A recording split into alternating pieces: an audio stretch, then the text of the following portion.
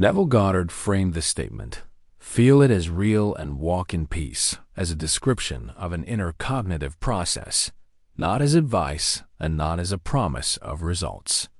In his view, the decisive movement does not occur in outer action or in emotional intensity, but in the moment a condition is accepted as psychologically real.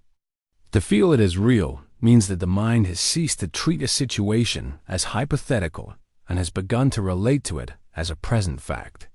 Walking in peace does not refer to elevated emotion or moral virtue. It refers to the absence of inner conflict that follows when a single assumption has stabilized and no competing state is being mentally entertained. In this model, unrest is not caused by circumstances, but by divided inner reference points. Peace appears when the mind no longer oscillates between incompatible self-definitions. For this framework to operate, a foundational assumption must be in place. Neville treated consciousness as the primary field in which causation is organized. Events, in this view, do not first exist as external facts that later impress themselves upon awareness. They are first structured as states of expectation, identity, and meaning within awareness itself. When he spoke of a condition being real, he meant real to consciousness, not proven by evidence. The model assumes that experience is arranged according to the states the mind occupies. You are asked to consider whether what you call objective sequence might, in this structure, be the visible ordering of prior inner positions. The tension in this assumption lies in whether consciousness is shaped by events or whether events, as they are recognized and interpreted, are shaped by consciousness. The psychological mechanism at work centers on Neville's specific use of the word feeling. He did not use it to mean emotional excitement or sensory vividness. He used it to denote cognitive acceptance. A state is felt when it is taken as given, when the mind no longer argues with it, evaluates it, or treats it as provisional. This is a quiet sense of reality, similar to how one accepts one's own name or location without emotional charge. In this framework, imagination is the capacity to enter such acceptance deliberately. It is not fantasy, but the temporary adoption of a standpoint. You are invited to notice how often your reactions already assume certain conditions to be true before any conscious reasoning confirms them. Attention and repetition play a specific role in stabilizing these assumed states.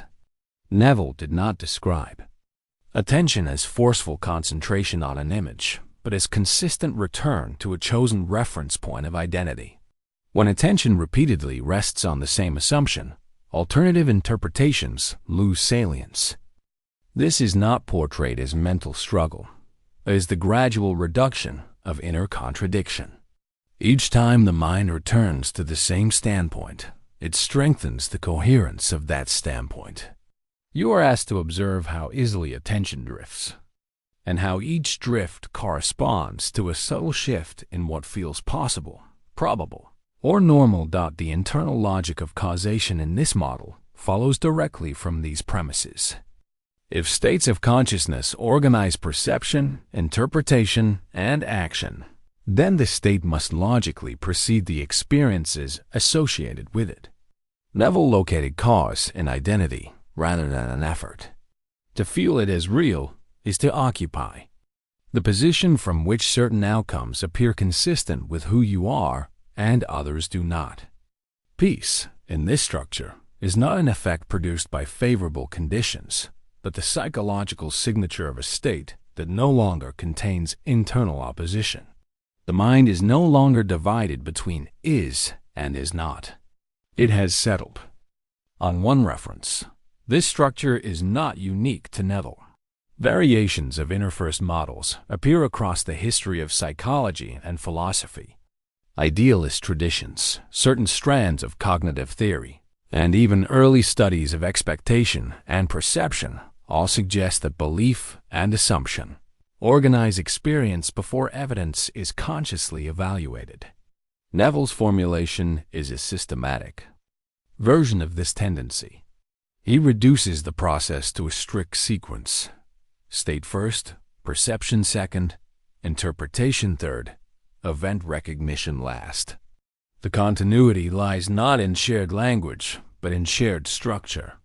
Inner orientation preceding outer meaning. Within this model, perception is not neutral. What is noticed, emphasized, or dismissed depends on the state currently occupied. When a condition is felt as real, attention reorganizes around it.